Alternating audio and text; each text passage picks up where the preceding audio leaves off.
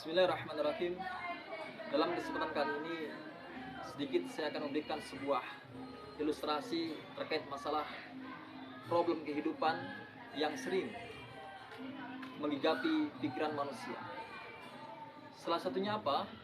Yaitu mereka mengkhawatirkan terkait masalah rezekinya besok bagaimana.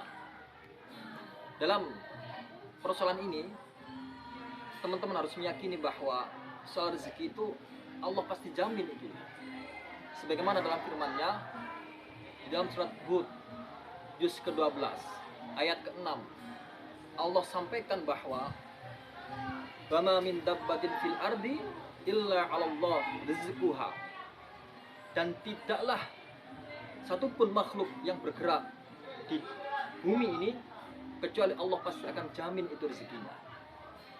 Ini menunjukkan dan menegaskan bahwa Allah itu sudah menjamin rezeki kita.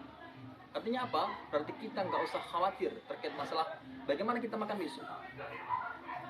Sebagaimana Tuhanmu mencukupkan rezekimu di hari kemarin, maka jangan khawatirkan rezeki kita di hari ini. Nah, seringkali persoalan ini tuh mengganggu pikiran kita, apalagi dalam posisi kita menyelesaikan pendidikan kita misalnya. Itu kan beberapa hal yang selalu mengganggu pikiran kita bahwa besok kita kerjanya bagaimana dan rezeki kita didapat dari apa, kan itu persoalannya.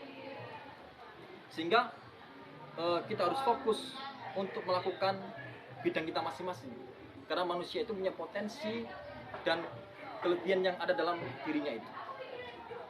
Saya teringat sebuah ucapan Imam Malik, dia sampaikan bahwa lakukan saja sesuai dengan bidangmu sebaik mungkin. Untuk urusan soal rezeki, maka serahkan kepada Allah Subhanahu wa taala, karena Dia yang akan menjamin. Sebagaimana dalam sebuah kata-kata hikmah, kullu insanin maziyah. Jadi setiap manusia itu mempunyai potensi yang ada dalam dirinya masing-masing. Dan itu harus kalian kembangkan. Itu kita harus fokus untuk mengembangkan potensi yang ada dalam diri kita masing-masing. Berbicara masalah rezeki, kalau Imam Syafi'i pernah mengatakan bahwa jika kita dalam posisi dapat dan mampu mengumpulkan rezeki, maka harus diperhatikan adalah halal dan haramnya. Karena rezeki yang haram, jika berkumpul dengan rezeki yang halal, maka dia akan merusak rezeki yang halal. Kata Imam Syafi'i, suatu ketika ada seorang yang datang kepada beliau untuk menceritakan dan untuk mencari jawaban persoalan dalam hidupnya. Apa itu? Dia menceritakan bahwa ketika dia bekerja, dia mendapatkan gaji 500 dinar.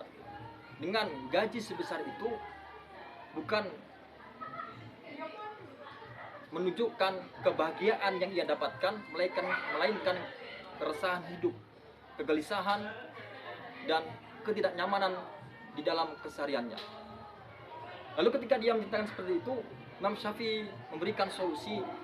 Kalau begitu, kamu besok bilang kepada majikanmu atau kepada bos kamu yang ada di perusahaan untuk menurunkan gajimu menjadi 400 dinar.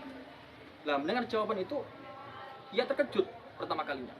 Tapi ia meyakini bahwa karena yang memberikan nasihat adalah seorang yang ahli ibadah dan kedekatannya kepada Allah Subhanahu wa taala sangat luar biasa, sehingga ia sami'na wa ata'na. Dia dengarkan, kemudian dia laksanakan.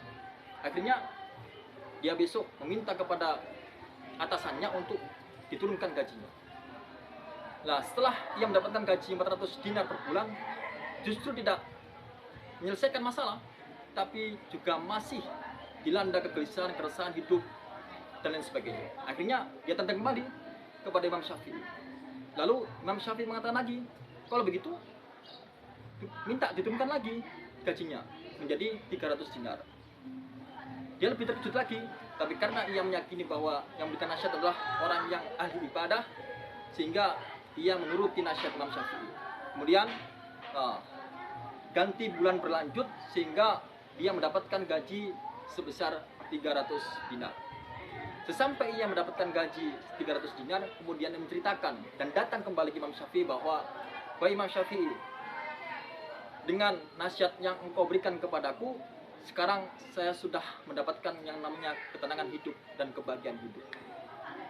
Lalu apa kata Imam Syafi'i? Dia sampaikan kepada dirinya bahwa, "Kenapa engkau sekarang mendapatkan kenikmatan hidup dan kebahagiaan dalam kehidupanmu? Itu dikarenakan rezeki yang engkau dapatkan sekarang adalah memang itu jatahmu. Karena 200 dinar yang sebelumnya itu bukan untuk dirimu, sehingga kalau misalkan rezeki yang bukan seharusnya, bukan hak kita, kalau kemudian dicampurkan dengan harta kita, maka itu akan merusak harta yang halal bagi kita." Jadi kesimpulannya adalah rezeki yang haram itu mampu merusak rezeki yang halal jika dikumpulkan, dan itu membuat hidup kita tidak bahagia. Lalu setelah itu Imam Syafi'i memberikan nasihat kepada para jamaahnya terkait masalah 3 hal yang sangat berat sekali ketika dilakukan oleh seorang hamba. Yang pertama, murah hati di saat miskin. Yang kedua, warok di saat sendiri. Dan yang ketiga adalah menyampaikan kebenaran kepada pemimpin yang zalim. Murah hati di saat miskin. Tidak semua orang ketika dalam posisi keterbatasan dia mempunyai sifat atau karakteristik yang mampu memberi sebagian hartanya kepada orang lain. Yang kan diberikan buat makan aja tidak cukup. Nah, dalam posisi ini seharusnya mentalnya bukan mental memberi, tapi dia mempunyai sifat memberi. Dan ini kan sebuah sifat positif yang dimiliki oleh seorang, dia murah hati tapi dalam posisi miskin. Nah, ini yang harus kita pelajari dan harus kita amalkan kalau bisa. Yang kedua, warok di saat sendiri. Seseorang itu kalau misalkan di dalam keramaian pasti mempunyai karakter atau sifat untuk menjaga kehormatannya. Tapi berbeda dengan orang yang misalkan dia dalam posisi sendiri tapi dia tetap menjaga kehormatan dirinya. Itu yang sangat luar biasa sekali. Dalam posisi sendiri ataupun ramai, dia tetap menjaga kehormatan dirinya dan tidak melakukan hal-hal yang dilarang oleh agama dan tidak melakukan hal-hal yang Allah benci. Yang ketiga adalah menyampaikan kebenaran terhadap pemimpin yang zalim. Dalam posisi ini tidak semua orang mampu menyampaikan aspirasinya terhadap pemimpin yang zalim. Karena itu, kalau misalkan kita punya keberanian untuk menyampaikan kebenaran, maka sampaikanlah. Baik teman-teman, mungkin hanya itu yang ingin saya sampaikan. Terakhir dari saya, bahwa kalau urusan rezeki gak usah dikhawatirkan, karena Allah sudah menjamin hal itu. Imam Syafi'i itu mempunyai cincin yang sering ia pakai di jarinya sebelah kiri, dan tulisannya itu adalah "Kafa billahi syiqqatan li Muhammadin ibnu Idris."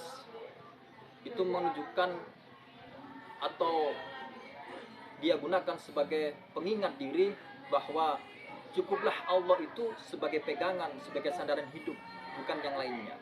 Jadi kalau kita punya problematika dalam kehidupan, apalagi soal kekhawatiran kita terhadap rezeki kita makan apa besok dan lain sebagainya, itu harus dihilangkan dan sampaikanlah keluhan itu kepada Allah Subhanahu wa taala.